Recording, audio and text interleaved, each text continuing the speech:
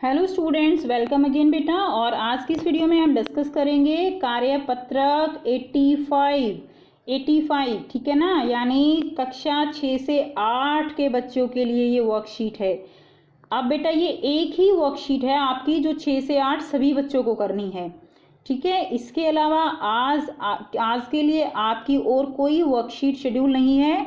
आपकी हैप्पीनेस की जो है एक जो रहेगी वीडियो है, ऑडियो है, ठीक है। उसके अलावा 6 से 8 के बच्चों को ये कॉमन वर्कशीट जो है वो करनी है। ये शिक्षा निदेशालय की तरफ से आपके लिए 17 अक्टूबर 2020 के लिए शेड्यूल की गई है। और ये वर्कशीट जो है किस बारे में है? प्रदूषण के बारे में। वैसे बच्चों प्रदूषण से रिलेटेड तो हम पहले भी बहुत सारी वर्कशीट ऑलरेडी कर चुके हैं और आई होप आपको बिल्कुल इसके बारे में पता भी होना चाहिए कि प्रदूषण क्या होता है। जल प्रदूषण, वायु प्रदूषण, ध्वनि प्रदूषण बहुत बार हमने की है ये वर्कशीट, तो अब एक बार फिर से हम इसको रिवाइज करेंगे।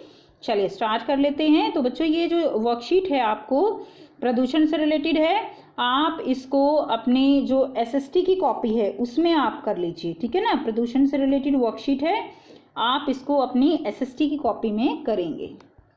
अब देखिए, प्रकृति में उपस्थित पदार्थ संतुलित हितकारी मात्रा में रहते हैं, लेकिन मानव द्वारा पर्यावरण में अनेक हानिकारक या दूषक पदार्थों को जाने अनजाने में मिला दिया जाता है। बच्चों प्रकृति में बहुत सारे पदार्थ जो है वो संतुलित मात्रा में है, हितकारी मात्रा में है, लेकिन हमने क्या किया है, अपनी आवश्यकताओं की पूर्ति के लिए पर्यावरण में अनेक हानिकारक पदार्थ और दूषित पदार्थ वो मिला दिए हैं, जिससे प्रकृति के संतुलन में क्या हो गया है, दोष पैदा हो जाता है। आप देख पा रहे हैं कितना सारा कूड़ा कचरा जो है वो पानी के अंदर गिरा हुआ है, ठीक है ना। तो ये सारा क्या है, ये प्रदूषण है।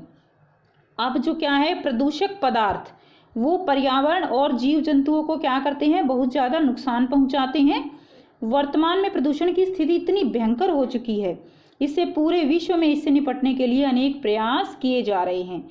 क्या आपने कभी कोई प्रयास किया है? आपको प्रदूषण समाप्त करने के लिए किन किन प्रयासों की जानकारी है वो आपको लिखना है। तो बच्चों मैंने यहीं पे इसका आंसर लिख दिया है, तो आप जो है यहाँ से देख के लिख सकते हैं कि क्या क्या प्रयास हम कर सकते हैं प्रदूषण को कम करने के लिए। देखिए हम क्या कर सकते हैं, नंबर 1 साइकिलिंग, वॉकिंग, पुलिंग, अगर हो सके तो आसपास की दूरी पैदल चलकर तय करें, ठीक है ना। इससे क्या होगा, इससे पेट्रोल डीजल जो है वो भी बचेगा, साथ में प्रदूषण नहीं होगा। कूड़े कचरे को हमें जलाना नहीं चाहिए। खाना पकाने के लिए क्लीन एनर्जी का प्रयोग करना चाहिए। क्लीन एनर्जी कौन सी होती है, लाइक लिक्विफाइड पेट्रोलियम गैस, द्रवित पेट्रोलियम गैस, एलपीजी या बायोगैस है। नेक्स्ट कंपोस्टिंग बनाए, यानी बच्चों जो भी ऐसा जैसे पत्ते हैं, ठीक है, या कागज़ हैं, उनको जलाने के बजाय उनसे क्या तैयार की जा सकती है, खाद तैयार की जा सकती है। वेस्ट मटेरियल को रिसाइकल करें, यानी वेस्ट मटेरियल को इधर उधर फेंकने की बजाय उसको क्या करना चाहिए, रिसाइकल करना चाहिए। बेवजह लाइट और इलेक्ट्रॉनिक चीज़ें जो हैं वो ऑन न रखें और पटाखों को बढ़ावा ना दें। तो बेटा पटाखे भी बहुत ज़्यादा प्रदूषण करते हैं, इनको भी हमें बढ़ावा नहीं देना चाहिए।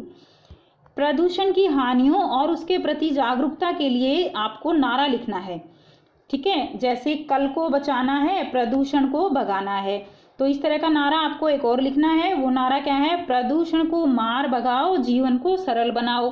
तो आप अपनी मर्जी से अपना नारा बनाइए और अपना नारा बनाकर अपनी टीचर से चेक करवाइए। चलिए नेक्स्ट करते हैं, प्रदूषण के कारणों की सूची बनानी है। तो बेटा देखिए प्रदूषण जो है, कारण क्या क्या कारण हो सकते हैं उनकी सूची बनानी है। जल प्रदूषण, वायु प्रदूषण, ध्वनि प्रदूषण। जल जो है पीने का पानी नहीं है, जल जो है वो बहुत ज़्यादा उसके अंदर प्रदूषक मिले हुए हैं, तो वो क्या है, जल प्रदूषण है।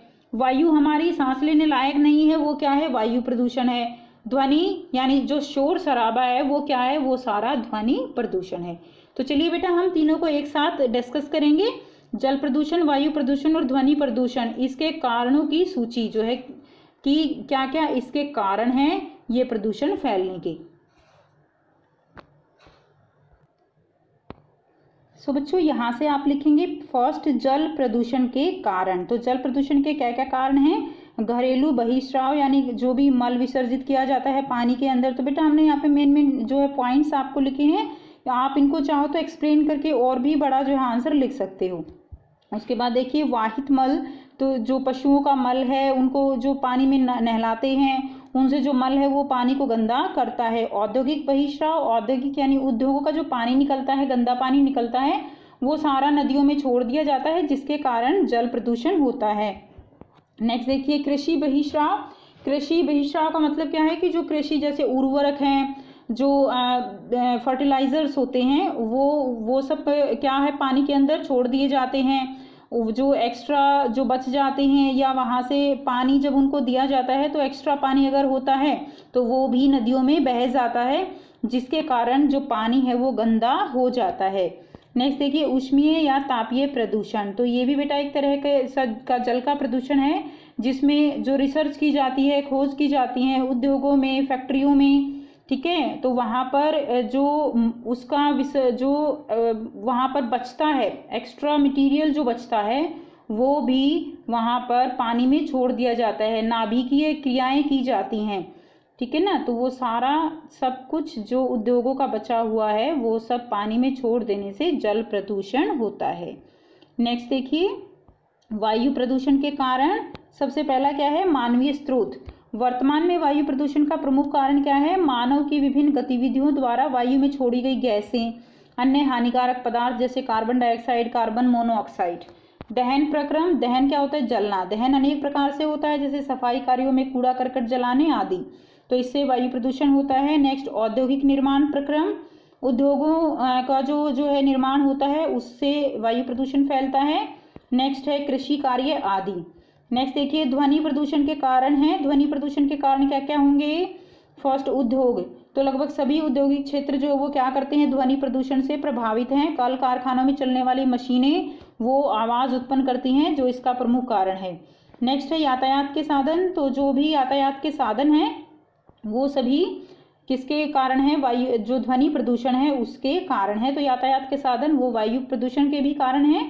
उसके बाद देखिए मनोरंजन के साधन। तो बच्चों जो जिनको बहुत तेज़ आवाज़ में जो सॉन्ग है वो सुनने की हैबिट है, इसके अलावा और भी अगर कोई इस तरह का मनोरंजन है, लाउड स्पीकर चलते हैं और बेटा टीवी इतनी तेज़ वॉल्यूम में सुनते हैं, तो वो सभी किसके स्रोत हैं, वो सभी ध्वनि प्रदूषण के स्रोत हैं।